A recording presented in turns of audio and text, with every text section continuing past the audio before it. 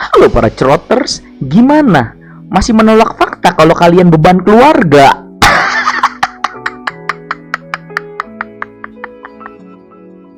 Kayak saya dong, terima-terima saja kalau dibilang beban keluarga. Setelah saya membahas film Jackie Chan dengan aksi komedinya, kali ini saya akan membahas film tentang kenakalan anak SMA yang kerjaannya hanya berkelahi dan berkelahi tanpa memikirkan mengerjakan PR ataupun nilai UN, apalagi mau masuk kuliah di mana. Namun seperti biasa, sebelum masuk ke filmnya, saya tidak akan pernah lelah, letih, dan lesu untuk menghimbau para penonton YouTube di dunia agar like, comment, share, dan subscribe YouTube saya agar saya bisa membungkam mulut orang yang selalu bilang beban keluarga. Dan gak usah basa-basi lagi, langsung saja ke filmnya. Film diawali dengan memperlihatkan sekolah SMA laki-laki yang bernama Suzuran. Mungkin kalau di sini seperti STM karena memang isinya laki-laki semua. Namun ini jauh lebih parah. Karena selain temboknya coretan semua, di Suzuran semua murid bebas ngapain aja tanpa memikirkan pelajaran MTK, fisika, ataupun kimia yang membuat kepala menjadi cenat-cenut. Dan diperlihatkan lagi di sini seorang tokoh utama yang sangat laki sekali, dia bernama Takia Genji. Scene pun berganti pada penerimaan siswa baru di sebuah aula. Namun ketika seorang guru sedang berbicara, tiba-tiba tanpa rasa bersalah, orang kepala pelontos ini menendang guru itu. Dan karena kejadian dan omongan dari si kepala pelontos itu, keributan pun terjadi.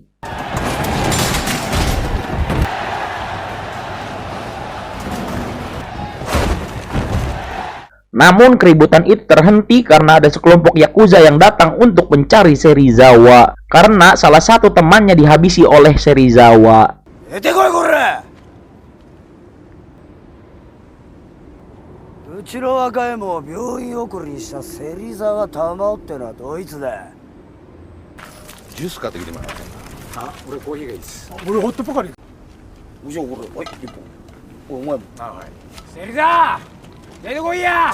Namun bukan Serizawa yang mereka temukan, dia malah menemukan Takia Genji. Dan terjadilah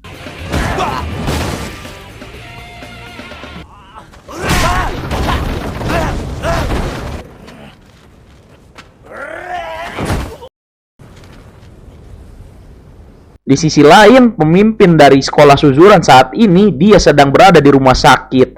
Dia adalah Tamao Serizawa, yang nyatanya adalah dia sedang menemani salah satu anak buahnya yang sedang sakit kanker otak. Dan dia adalah Tokyo. Iya banget nak. Dan ketika dia keluar, dia berpura-pura seolah-olah sudah sembuh. Namun yang dia tidak ketahui adalah Serizawa sudah tahu kalau dia berbohong. Dan ketika Serizawa ingin kembali ke sekolah, dia meminjam motor Tokyo, yang dimana sebenarnya Serizawa tidak bisa mengendarai motor. Dan itu dibuktikan dengan baru saja dia mau jalan, dia sudah menabrak mobil yang sedang terparkir. Dan ditambah lagi Serizawa malah bertemu polisi, sehingga membuat dia dikejar-kejar. Setelah sampai di sekolah, Serizawa terkejut karena semua tamu-tamunya sudah dihajar oleh Takia Genji seorang. Namun tidak lama dari tatapan mereka yang pertama kalinya, polisi datang untuk menjemput Serizawa. Dan inilah Cross 0.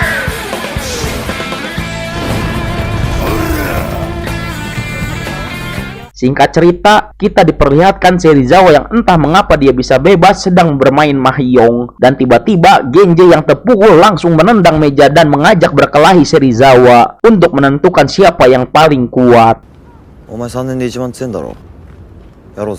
Scene pun berganti pada Genji yang sedang pelangap-pelongo. Dan dia dihampiri oleh Ken yang ingin membalas dendam karena teman-temannya bonyok. Tapi tiba-tiba setelah kejadian itu, akhirnya mereka berbincang-bincang. Yang nyatanya adalah di sini ada kesalahpahaman. Ken mengira Genji adalah Serizawa, dan di sana Genji menjelaskan bahwa dia ingin menguasai Suzuran. Karena mendengar ucapan Genji, Ken pun bersedia membantunya dan segera membuat tutorial untuk Genji. Dan aksi penaklukan kelas pun dimulai dari kelas 1 yang dipimpin oleh Chuta.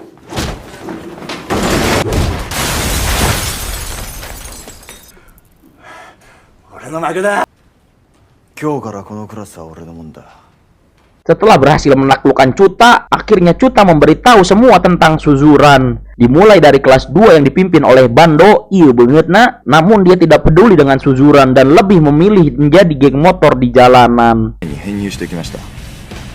Dan juga kelas 1 yang dipimpin oleh trio Ebizuka. Dan juga ada penguasa Suzuran saat ini yang memiliki banyak sekali anak buah, di antaranya adalah Tokyo, teman dekat dari Serizawa sekaligus juga teman semasa SMP Genji. Dan juga ada satu-satunya orang di Suzuran yang menguasai bela diri judo bernama Soji. Dan ada sang ahli strategi yang bernama Tokaji yang orangnya sangat curang. Dan omongan saya ini akan dibuktikan nanti. Dan yang terakhir ada Mikami Brothers yang baru saja ikut bergabung ke kelompok Serizawa. Dan di antara semua yang menguasai Suzuran, ada satu pria botak yang sangat sering dikalahkan oleh Serizawa namun tidak mau menjadi pengikutnya, yaitu Makise. Namun si kepala pelontos ini sangat lemah terhadap wanita, sehingga membuat Genji menemuinya tapi bukan untuk bertarung, melainkan mengajaknya untuk ikut datang ke Love Love Group.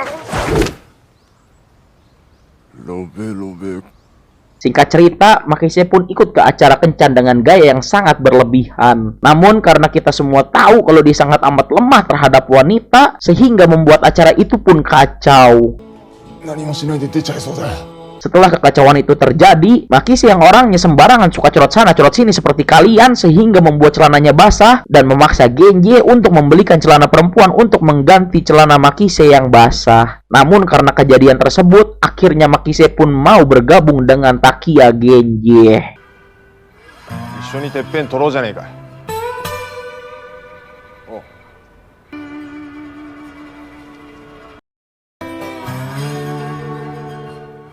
Setelah berhasil merekrut Makise, Genji pun berniat bertemu dengan jagoan lainnya, yaitu Izaki, yang dimana dia sangat terkenal licik dalam pertarungan. Dan omongan saya dibuktikan dengan dikeroyoknya Takia Genji di sana. Namun karena melihat ketangguhan dan keseriusan Genji untuk merekrut Izaki, walaupun Genji sudah jatuh berkali-kali, akhirnya hati Izaki pun luluh dan mau ikut bergabung dengan Genji. Genji-san! Genji!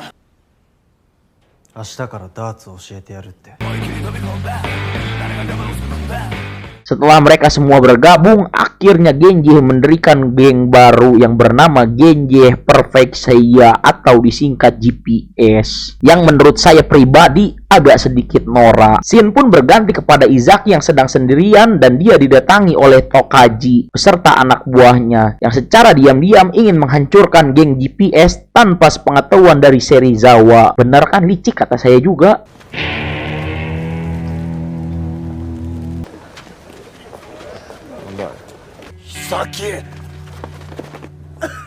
Karena melihat Izak yang sudah babak pelur dan digantung layaknya kambing kurban yang ingin dikuliti, tentu saja membuat Genji marah besar dan langsung membuatnya menghampiri tiap-tiap jagoan di kelas untuk menghajarnya dan mencari pengikut sebanyak-banyaknya agar bisa bergabung melawan Serizawa. Yang dimana tindakan itu sangat salah karena tidak membuat pengikut Genji bertambah. Kembali lagi pada Tokaji si licik, tidak cukup menghajar Izaki, Tokaji pun menculik wanita yang disukai oleh Genji yang bernama Ruka, dan dia nanti akan menuduh Bando lah pelakunya. Saat kabar itu sampai ke Genji, tentu saja dia sangat marah dan langsung datang ke tempat Bando, dan terjadilah pertarungan antar geng.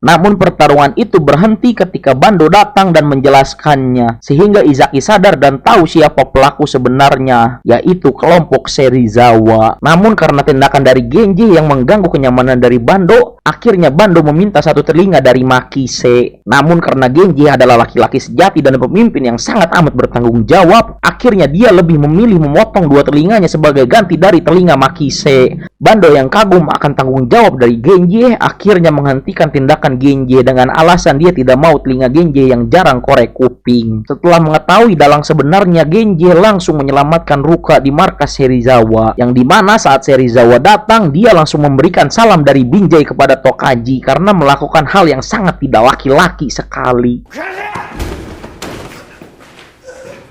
Singkat cerita, akhirnya pertarungan yang kita tunggu-tunggu datang, yang dimana GPS yang dipimpin oleh Genji akan datang ke sekolah bukan untuk belajar, melainkan untuk mengalahkan Serizawa. Dengan diiringi musik yang memacu adrenalin dan juga turunnya hujan yang sangat lebat, itu menambah kesan keren dari Genji. Di sisi lain, pihak dari Serizawa ternyata tidak diperkuat oleh Tokyo, karena memang dia harus operasi otak, yang dimana otaknya akan diganti dengan otak gulai kambing di nasi padang. Dan kembali lagi kepada GPS dan Serizawa yang sudah bertemu, karena memang Genji yang sudah tidak sabar ingin mengalahkan Serizawa, dan juga dia sudah capek dengan syuting yang hanya pukul memukul ini. Akhirnya perang pun dimulai dengan tanda dari teriakan Genji.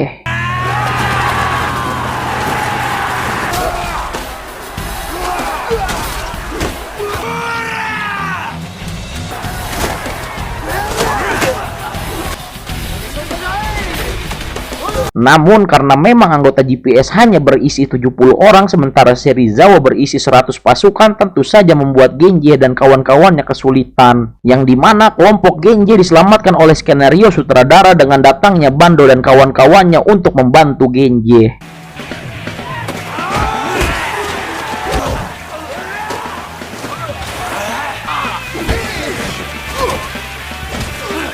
Akhirnya final battle pun dimulai karena memang sisa 2 orang saja yang berdiri, yaitu Serizawa dan Takia Genji, yang akan membuat mereka berduel tanpa senjata dan hanya mengandalkan kekuatan tinjunya. Beda sekali dengan tawuran di sini, yang dimana tentu saja Genji yang menang karena memang dia pemeran utamanya.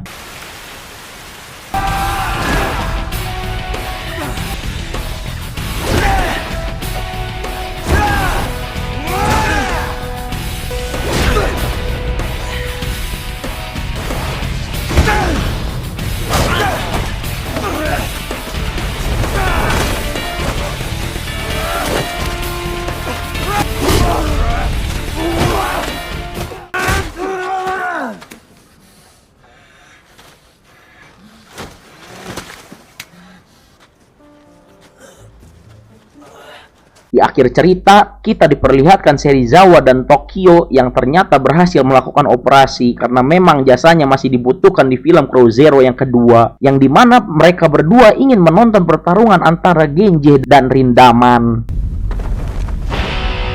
Dan film pun tamat. Udut. Dari tadi banyak rokok. Dari tadi banyak motor yang lewat anjing. Mantap. Secara overall, film ini sangat mempengaruhi saya ketika pertama kali nonton film ini, yang pada saat itu saya masih SMP. Sehingga saya ingin sekali menjadi Genji yang sebelum memulai berantem berteriak, "Ora! Makise! Serizawa!"